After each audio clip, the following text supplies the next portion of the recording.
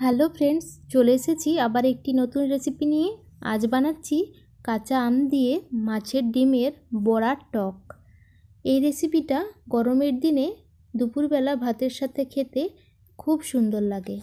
বাড়িতে অবশ্যই একদিন ট্রাই করবেন, কেমন হয়েছিল কমেন্ট বক্সে জানাবেন। আশা করছি ভিডিওটি শেষ অবধি দেখতে থাকবেন। চলুন তাহলে শুরু করি আজকের রেসিপি। আজকের এই রেসিপি বানানোর জন্য আমি মাছের ডিম নিয়েছি। মাছের ডিমটা ধুয়ে নিয়ে পরিষ্কার করে রেখেছি।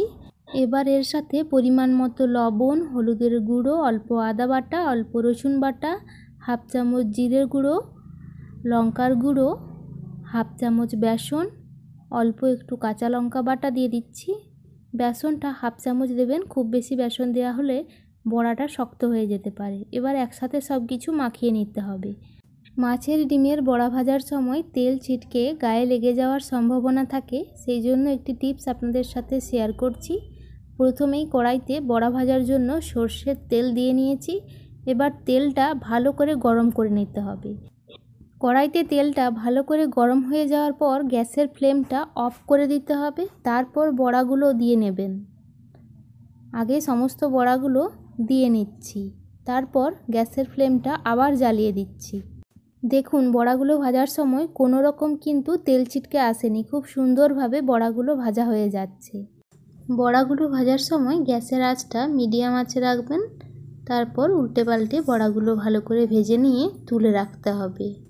দুটো আলু লম্বা লম্বা করে কেটে সেদ্ধ করে রেখেছি। এবার এই সেদ্ধ আলুগুলো তেলের মধ্যে দিয়ে একটু লবণ ও হলুদ দিয়ে ভেজে তুলে রাখছি। এই রেসিপিতে আলুটা ব্যবহার করতেও পারেন, আবার নাও পারেন। এদিকে আমি একটি মশলা বানিয়ে নিচ্ছি। 1.5 চামচ কালো সর্ষে, 1.5 চামচ সাদা সর্ষে, অল্প লবণ আর 2টো কাঁচা লঙ্কা দিয়ে অল্প জল দিলাম, তারপর বেটে নিয়েছি। আলুগুলো বেশ ভালো মতো ভাজা হয়ে গেছে, এবার তুলে রাখছি। এবার ওই তেলের মধ্যে একটা শুকনো লঙ্কা, অল্প কালো জিরে ফোড়ন দিয়ে কিছুক্ষণ রান্না করে নিচ্ছি।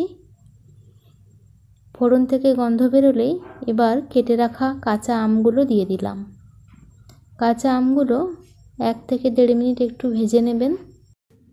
এবার পরিমাণ মতো লবণ দিচ্ছি, হাফ চামচ হলুদের গুঁড়ো দিচ্ছি, আর যে সর্ষেটা বেটে রেখেছিলাম সেই সর্ষে বাটাটা দিয়ে দিলাম।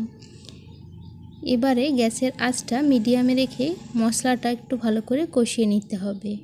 মশলা থেকে তেল ছেড়ে এলেই বুঝবেন মশলাটা কষানো হয়ে গেছে। এবারে একটু বেশি করে জল দিতে হবে।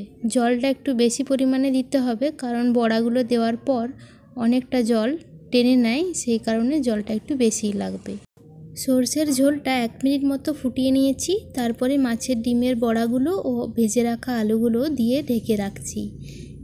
বড়াগুলো দেওয়ার পর গ্যাসের ফ্লেমটা লোতে রাখবেন। এবার ঢেকে 3-4 মিনিট রান্না করে নেবেন। বড়াগুলো এবং কাঁচা আমগুলো খুব ভালো মতো সেদ্ধ হয়ে গেছে। এবারে নামানোর আগে চেরা কাঁচা লঙ্কা ও অল্প একটু সর্ষের তেল ছড়িয়ে নামিয়ে নিলেই তৈরি হয়ে গেল কাঁচা আম দিয়ে মাছের ডিমের বড়ার টক।